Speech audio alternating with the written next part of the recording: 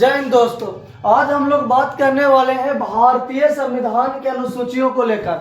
भारतीय संविधान के अनुसूचियों को लेकर आज हम लोग बात करने वाले हैं।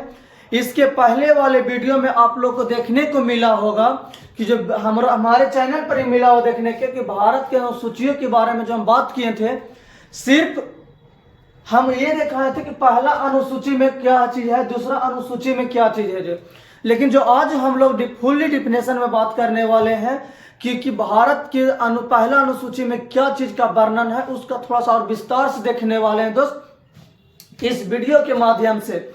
अगर जो आपको अच्छा लगता है तो प्लीज देखिए, पढ़ने वाले हैं तो देखिए, अन्यथा जो नई तैयारी करते हैं वो नहीं पढ़ने वाले, कृपया करके इस वीडियो से स्किप हो जाइए, क्योंकि न पढ़ने वाले के लिए ये वीडियो नहीं है। तो आज हम लोग देखने वाले भारतीय संविधान में अनुसूची की संख्या। तो कहा जाता है कि भारतीय संविधान में अनुसूची की संख्या मूल रूप से पहले 8 थी। कितना थी? 8। लेकिन धीरे धीरे कुछ नियमों को संशोधित करके और भी अनुसूची उसमें जोड़ा गया, जिस कारण से वर्तमान में भारत में अनुसूचियों की संख्या बढ़कर 8 से बढ़कर 12 हो गई। 8 से बढ़कर 12 अनुसूची अभी वर्तमान में भारत के तो भारतीय संविधान में अनुसूची की संख्या के देखा जाए तो वो 12 हो गए। पहले कितना था? मूल रूप से 8, लेकिन वर्तमान में कितना है? 12। अब हम ये देखते हैं पहले कि मूल रूप से अनुसूची कौन कौन सी था। तो मूल रूप से था पहला, दूसरा, तीसरा, चौथा, पांचवा, छठा, सातवां और 8वां तक मूल रूप से संविधान में यह सम्मिलित किया गया था। तो दोस्तों यहाँ पर हम बात करते हैं कि पहला नंबर था 4 गो आया कौन कौन।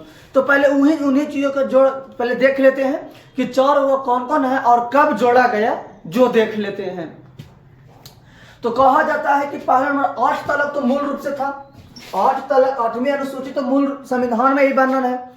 लेकिन अब 9वीं अनुसूची जो है, 9वीं अनुसूची कहा जाता है दोस्त कि जोड़ा गया था, यह पहला संशोधन के द्वारा ही 1951 में ही ये 9वीं अनुसूची को भारतीय संविधान में जोड़ा गया था। इसमें क्या चीज था? भूमि सुधार को लेकर बात कहा गया है। भूमि सुधार को लेकर बात कही गई है। पहली संशोधन 1951 के द्वारा यह अनुसूची में जोड़ा गया था 9वीं को, और इसमें भूमि सुधार को लेकर बात कही गई है। कहा जाता है दोस्त कि पहले ये जमींदार के यहाँ भूमि हुआ करता था, लेकिन उन सारी चीजों पर देख रेख करके संसद के द्वारा ये एक संशोधित किया गया और भूमि सुधार को बात कहकर इसे 9वीं अनुसूची में पहले संविधान संशोधन 1991 के द्वारा जोड़ा गया। कहा जाता है कि अभी जो इसमें वर्तमान में 9वीं अनुसूची में कुल प्रविष्टियां की बात किया जाए तो 284 को अभी वर्तमान में पूरा प्रविष्टियां है।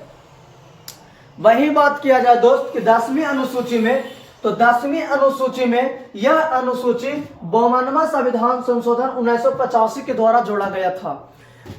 10वीं अनुसूची भारतीय संविधान में कहा जाता है 52वां संविधान संशोधन 1985 के द्वारा इस अनुसूची को भारतीय संविधान में जोड़ा गया था। कहा जाता है कि 10वीं अनुसूची में दल बदल जैसी कानून है। मतलब इसका मतलब है दोस्त कि दल बदल मतलब कुछ कि जैसे कि हम मान लिया जाए कि हम आरजेडी से चुनाव लड़े और चुनाव जीत गए, चुनाव को जो हो जाएंगे जीत गए, लेकिन जीत गया के बाद हम की करें कि आरजेडी को छोड़कर चल जाए बीजेपी में। जैसे मैं जिस तरह से नीतीश कुमार के उदाहरण, हम जागता उदाहरण ले लीजिए, आरजेडी की तरफ से चुनाव लड़े, वो जीत गए, चल गए भाजपा दल, तो यानी अपना दल यानी राजनीतिक पार्टियों को चेंज करके दूसरी पार्टियों में चल गया जाता है, जिसका उस चीजों का प्रावधान किया गया 10वीं अनुसूची दल बदल में। यानी 10वीं अनुसूची दल बदल से संबंधित है, यानी कोई भी नेता वह भी ले सकते हैं। कोई भी नेता जो है जदयू पार्टी से चुनाव लड़े या एमएलए का हो या कुछ भी हो, कुछ चीजों का विधानमंडल हो, विधानसभा का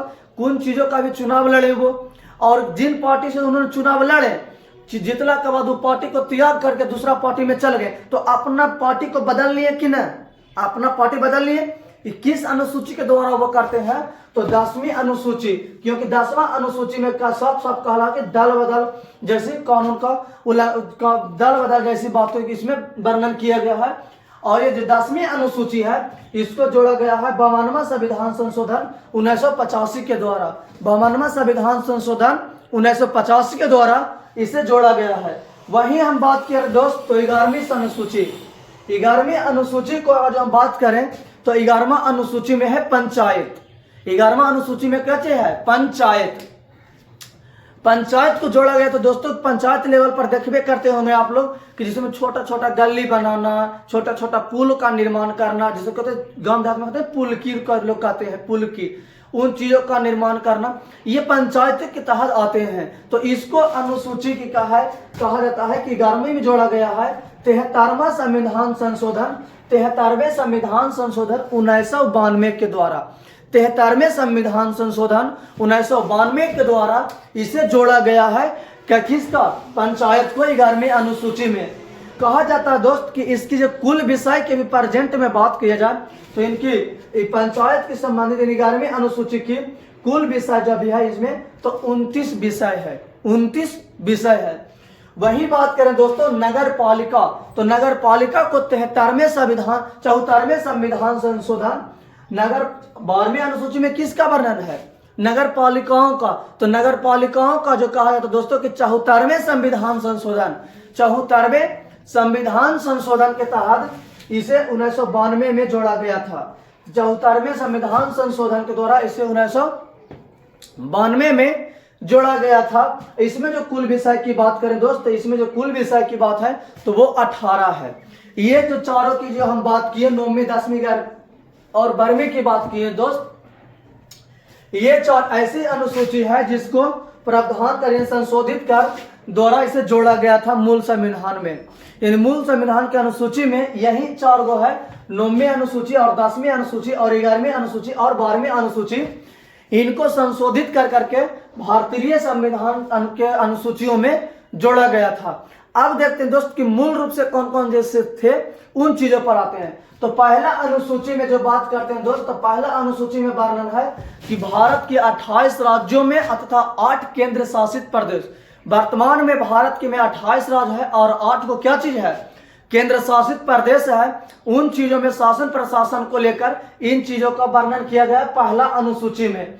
वहीं दूसरा अनुसूची की बात करें तो दूसरा अनुसूची में वेतन, भत्ते और पेंशन, यानी जिसको कहते हैं कि हम वहां पर जैसे राष्ट्रपति हैं तो राष्ट्रपति के दोस्तों की क्या उसको उनको भी तो वेतन होते हैं, मुख्यमंत्री हैं उनको भी वेतन होता होगा, सुप्रीम कोर्ट के क्या मुख्य न्यायाधीश होंगे या अन्य न्यायाधीश होंगे, या कि क्या है उच्च न्यायालय के क्या जो न्यायाधीश होंगे, या महालेखा परीक्षक के CIG इत्यादि चीजों को लेकर जो वेतन यानी भत्ते की बात किया गया है वो की क्या है कहा जाता है दोस्त कि दूसरे अनुसूची में बात किया गया। लेकिन यहाँ पर राष्ट्रपति और राज्यपाल को वेतन के जगह वेतन यूज नहीं किया जाता है, परिलब्धियां शब्द का प्रयोग किया जाता है।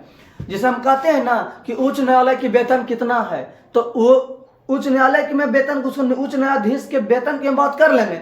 लेकिन जो अगर बोला जाए कि राष्ट्रपति, तो राष्ट्रपति की परिलब्धियां शब्द का प्रयोग किया जाता है। परिलब्धियां शब्द का मतलब वेतन नहीं कहा जाता है, परिलब्धियां शब्द का उच्चारण किया जाता है। वही तीसरी अनुसूची में हम लोग चलें दोस्तों, तो तीसरी अनुसूची में है शपथ। जैसे में विधानसभा के चुनाव जीत कर जाते हैं उनको शपथ दिलाते हैं, दिलाने के बाद वो भी शपथ लेते हैं। MLA के चुनाव होते हैं उनकी शपथ लिया जाता है। जिसमें सर्वोच्च न्यायालय के मुख्य न्यायाधीश उनको शपथ, उच्च न्यायालय के न्यायाधीश उनको शपथ इत्यादि मतलब शपथ दिलाने की बात की गई है। लेकिन याद रहे जो तीसरी अनुसूची में जो शपथ की बात किया गया है उसमें राष्ट्रपति, उपराष्ट्रपति और राज्यपाल ये 3 ऐसे अधिकारी हैं या जो भी नेता मान लीजिए, इनकी तीसरी अनुसूची में शपथ की बात नहीं किया गया है। इनकी जो शपथ की बात किया गया भारतीय संविधान के अनुच्छेद 60 में राष्ट्रपति की शपथ की बात है दोस्तों। वहीं बात करें तो 69 में उपराष्ट्रपति की शपथ की बात है, और जबकि 159 में राज्यपाल की शपथ की बात की गई है दोस्तों। यानी हम कह सकते हैं कि भारतीय संविधान के अनुसूची 3 में शपथ तो है लेकिन राष्ट्रपति, उपराष्ट्रपति और राज्यपाल की शपथ की चर्चा नहीं किया गया है। वहीं दोस्त हम बात करें चौथी अनुसूची में, तो चौथी अनुसूची में हम लोग को देखने को मिलता है दोस्त राज्य और केंद्र शासित प्रदेशों में राज्यसभा की सीटों का आवंटन मतलब कौन राज्य में या कौन केंद्र शासित प्रदेश में कितना राज्यसभा का सीट होगा, जिसमें कि दो सांसद कितना भाग विभाजित, दो लोकसभा एगो राज्यसभा। तो यही प्रावधान राज्यसभा को लेकर है कि कोई भी राज्य, बिहार में राज्यसभा के सीट कितना है, लोकसभा के सीट कितना है, जिसमें लोकसभा के 40 है, राज्यसभा के 16 है। तो इन्हें में कह सकते हैं कि चौथी अनुसूची के तहत यह बतलाया गया है कि किसी भी राज्य या किसी भी केंद्र शासित प्रदेश में राज्यसभा की सीट की चर्चा किया गया है। कैम अनुसूची में? चौथी अनुसूची में। वही बात करें दोस्त तो कि पांचवी अनुसूची में जो दिया गया है SC/ST का प्रशासन एवं नियंत्रण के बारे में, यानी जनजाति और अनुसूचित जनजाति के लेकर उसके शासन प्रशासन को बरियार किया जाए, उसको न कोई सता जाए, इन चीजों को लेकर उल्लंघन किया गया, इन चीजों को लेकर नियंत्रण किया गया है पांचवी अनुसूची के द्वारा। वही बात किया जाए दोस्तों कि छठी अनुसूची, तो छठी अनुसूची में पूर्वोत्तर के 4 राज्य आते हैं, असम, मेघालय, त्रिपुरा, मिजोरम। इन क्षेत्रों में, जनजातीय क्षेत्रों में प्रशासन के जो बारे में जो उल्लेख किया गया, इन चीजों का वर्णन हम लोग को देखने को मिलता है छठी अनुसूची में। वही हम बात करें 7वीं अनुसूची की, तो 7वीं अनुसूची में हम लोग के पढ़ना है दोस्तों शक्ति का विभाजन। शक्ति का विभाजन का मतलब हुआ दोस्तों कि पहले संपूर्ण रूप से शक्ति किसी एक आदमी के पास में रहता था, लेकिन अब वो वैसा नहीं है। केंद्र जो है उसकी कुछ और अलग शक्तियां हैं, प्रत्येक राज्य की अपनी अपनी शक्तियां हैं, प्रत्येक राज्य के पास भी अपनी फौज है, केंद्र सरकार के पास भी अपनी फौज है। यानी उन चीजों को लेकर शक्तियों का विभाजन, देश और राज्य के बीच शक्तियों का विभाजन किया गया है। जैसे में और उसके संघ मतलब होता है देश, देश के पास जो कुल वर्तमान में कितना रूप था, 97 विषय थी, लेकिन अभी वर्तमान में बढ़कर कितना हो गया है, 100। वही राज्य सूची में कुल विषयों की संख्या कितना था जी, 66, लेकिन वर्तमान में हो गया कितना, 61। वही संभारती सूची में जो कुल विषय था उसमें 47 था, लेकिन वर्तमान में बढ़कर कितना हो गया है, 52 हो गया।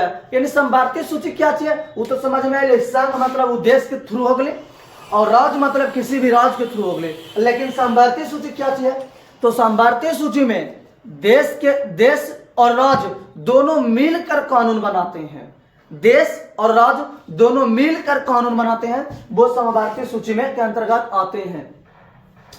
वहीं दोस्त बात करें कि 8वीं अनुसूची में मान्यता प्राप्त भाषाएं की वर्णन किया गया है। मान्यता प्राप्त भाषाएं की वर्णन किया गया है 8वीं अनुसूची में। कहा जाता है दोस्त कि मूल रूप से पहले कितना भाषा था, 14। जब जिस समय अनुसूची यानी संविधान बना था उस समय मूल रूप से कितना भाषाएं थी, 14। लेकिन हम बात किए थे दोस्तों कि संविधान संशोधन के द्वारा और भाषाएं भी जोड़ा गया है, जोड़ते जोड़ते जिस कारण से वर्तमान में कुल भाषाएं की संख्या कितना है, तो 22। जिसमें 22 भाषा कौन कौन सी दोस्त, तो असमिया, बांग्ला, बोडो, डोगरी, सैंथली, मैथिली, हिंदी, गुजराती, तेलुगु, तमिल, संस्कृत, मलयालम, कोंकणी, मणिपुरी, नेपाली, उड़िया, पंजाबी, उर्दू, सिंधी, कन्नड़, मराठी और कश्मीरी। और क्या चीज है, कश्मीरी। दोस्तों एक बार फिर देखते हैं, असमिया, बांग्ला, बोडो, डोगरी, संथाली, मैथिली, हिंदी, गुजराती, नेपाली, मणिपुरी, कोंकणी, मलयालम, संस्कृत, तेलुगु, तमिल, उड़िया, पंजाबी, उर्दू, हिंदी, सिंधी, कन्नड़, मराठी, कश्मीरी। ये जो टोटल 22 भाषाएं हैं दोस्त, जो कहाँ किस अनुसूची में सम्मिलित है, तो भारतीय संविधान की अनुसूची 8 में सम्मिलित है। लेकिन कहा है दोस्त कि पहले तो आप तो बोले थे कि कितना था जी, 14। तो 14 कौन कौन था और कौन कौन बाद में जोड़ा गया, तो दोस्तों 21वीं संविधान संशोधन 1967 में हुआ था। 21वीं संविधान संशोधन 1967 में हुआ था, जिसमें सिंधी भाषा को जोड़ा गया था। कौन भाषा को जोड़ा गया था दोस्त, सिंधी को। वही 71वीं संविधान संशोधन 1992 में हुआ था। 71वीं संविधान संशोधन कब हुआ था, 1992 में हुआ था, जिसके द्वारा तीन भाषाओं को जोड़ा गया था। न से नेपाली, म से मणिपुरी, क से कोंकणी। 71वीं संविधान संशोधन 1992 के द्वारा 3 और भाषाएं को जोड़ा गया था, जिसको शॉर्ट ट्रिक हम कह सकते हैं नमक। न से नेपाली, म से मणिपुरी और क से कोंकणी। को जोड़ा गया था। वहीं दोस्त हम बात करें 52वां संविधान संशोधन 2003 में हुआ था, इसके तहत 4 भाषाओं को जोड़ा गया था, जिसको हम शॉर्ट ट्रिक कहते हैं बोडमास। बोडो, डोगरी, मैथिली, सैंथली। बोडो, डोगरी, मैथिली और सैंथली, इस संथाली, इन भाषाओं को जोड़ा गया था संशोधित कर करके भारतीय संविधान में। दोस्तों ये जो संपूर्ण फिल्म वीडियो था आपको थ्योरी के थ्रू था। अगर जो दोस्तों आप लोग के और भी वीडियो ऐसा देखना है तो मेरे चैनल को सब्सक्राइब कीजिए दोस्त, और दोस्तों तक शेयर कीजिए, क्योंकि बहुत मेहनत लगता है बनाने में दोस्त। तो प्लीज सपोर्ट कीजिए। फिर मिलते हैं अगले वीडियो में। जय हिंद दोस्त।